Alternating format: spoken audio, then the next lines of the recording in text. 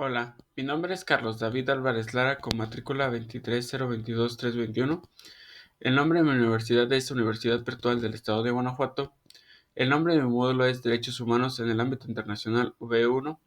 El nombre de mi reto es Reto 1, que es la dignidad humana. La fecha de elaboración de este video es el día 2 de noviembre del 2025. La siguiente exposición de opinión se basa en el análisis de la conferencia magistral La dignidad humana, impartida por el Dr. Manuel Atienza, en el cual coincide el conferencista en que la dignidad humana, a pesar de su reciente protagonismo en la tradición jurídica, es el concepto más fundamental de nuestro ordenamiento en el Estado constitucional. En mi opinión, la dignidad humana es el imperativo moral y jurídico que exige la plena realización del individuo en una sociedad justa e igualitaria. Como lo plantea el doctor Atienza, la dignidad debe entenderse desde una perspectiva normativa. Su núcleo se define a través de un doble mandato. El primero es que cada ser humano tiene la obligación y el derecho de desarrollarse a sí mismo como persona. Este desarrollo no es ilimitado, sino que está sujetado a ciertos límites que permiten la convivencia. El segundo es que existe una obligación hacia los demás individuos de contribuir a su libre e igual desarrollo como persona. Este concepto tiene una profunda raigambre en la filosofía moral, especialmente en Kant, donde la dignidad se asocia con el principio de los fines, la exigencia de que todo ser humano debe ser tratado no únicamente como un medio o instrumento, sino siempre y al mismo tiempo como un fin. Coincido con Atienza cuando afirma que el concepto de dignidad humana solo tiene sentido si se acepta el objetivo moral. Si fuéramos escépticos morales, la dignidad perdería su fuerza normativa, pues no dependería de principios justificados objetivamente, sino de las convivencias o preferencias del momento. La dignidad, como principio, debe seguir siendo válida, incluso si la mayoría se negara a reconocerla. Además de su definición normativa, la dignidad debe ser vista como una utopía realizable. Apoyándome en las ideas de Bloch, que el doctor Atienza retoma, la dignidad implica que el fin de la humillación del hombre y representa la imagen de una sociedad que es posible, aunque no esté plenamente realizada. El valor de este concepto no es que de hecho se respete siempre, sino que sirve como el criterio moral fundamental para criticar y enfrentar aquellas acciones y sistemas que van en su contra, como la trata de blancas o las enormes diferencias salariales. La dignidad humana no solo se vincula con los derechos humanos, sino que su fundamento es indispensable.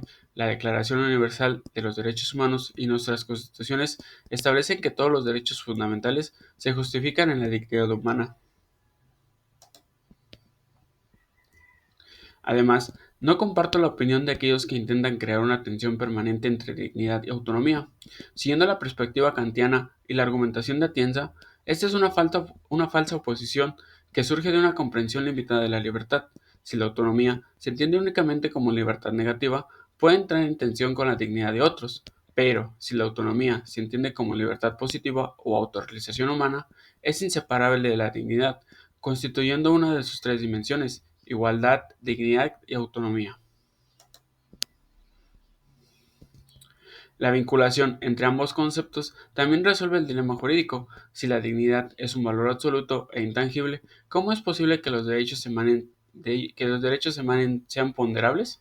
El doctor Atienza ofrece una distinción crucial de planos que considero esencial para la aplicación jurídica. Primeramente, en su nivel más abstracto, la dignidad es un valor complejo, único que contiene la igualdad, la libertad positiva y la no instrumentalización. En este sentido, no puede ser derrotada ni ponderada. La dignidad en concreto se transforma en derechos específicos, ejemplo, el derecho a la intimidad, el derecho a un salario digno, en este plano concreto, donde los derechos deben ser ponderados para resolver conflictos y donde se acepta que no existen derechos absolutos.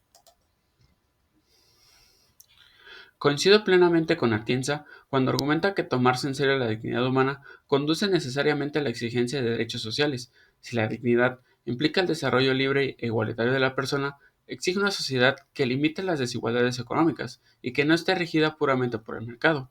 Esto se manifiesta en la necesidad de proteger el derecho a contar con los medios de subsistencia necesarios para llevar una vida digna.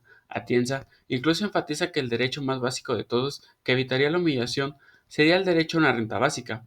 Esta visión se alianza con la afirmación de Amartya Sen, la cual es citada en la conversación, de que la pobreza es la ausencia de un proceso de autoestima y reconocimiento como persona con dignidad. Podemos concluir que la dignidad es el cimiento de un sistema jurídico que se percibe de ser constitucional y democrático, y su comprensión adecuada tiene implicaciones profundas para la política social. Es necesario que los juristas se separen del positivismo legalista tradicional, que insiste en la separación estricta entre derecho y moral. Como lo señala Tienza, esta tradición se convierte en una rémora enorme para operar conceptos fundamentales como la dignidad, que requieren indefectiblemente un juicio moral, para la determinación de la validez y alcance del derecho. Asimismo, la aplicación práctica del concepto de dignidad por parte de los tribunales constitucionales, como se observa en la Corte Constitucional colombiana, es fundamental para trazar ese horizonte utópico.